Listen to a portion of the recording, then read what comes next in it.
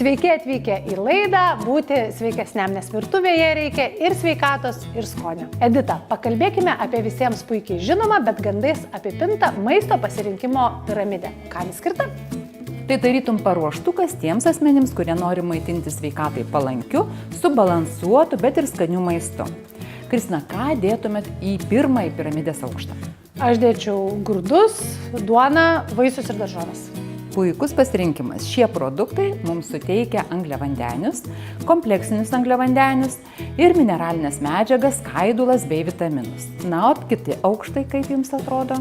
Į antrą gal dėčiau mėsą, žuvį, pieno produktus, kiaušinius, dar ir riešutai čia rastų vietą ir aliejus, nes šie produktai mums teikia baltymus, vėlgi mineralinės medžiagas ir labai reikalingus polinesočiuosius riebalus. Bet skanėstams vietos ir nebeliko. Liks, jeigu teisingai suplanuosim savo dieną ir valgysim įvairų maistą, iš tiesų retkarčiais galėsim paskanauti ir saldumyno.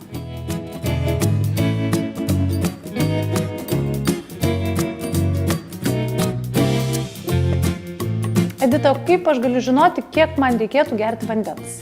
Paprasta paskaičiuoti. Tiesiog ūgio centimetrui 10 ml vandens, taigi jeigu ūgis yra 1,70 m, taigi 1,7 l tiek išgerti ir reikėtų vandens arba arbatos. Jeigu karšta, galima stiklinę pridėti, jeigu vėsiau, stiklinę atimti, bet visumoje būtų 8 stiklinės vandens per dieną. Tai, jei teisingai suprantu, maisto pasirinkimo piramidė yra tarsi pavyzdinis pirkinių krepšelis. Iš tiesų ir kiekvienas mes turėtumėm tame maisto piramidės aukšte surasti savo mėgiamą, sveikatai palankų ir skanų produktą.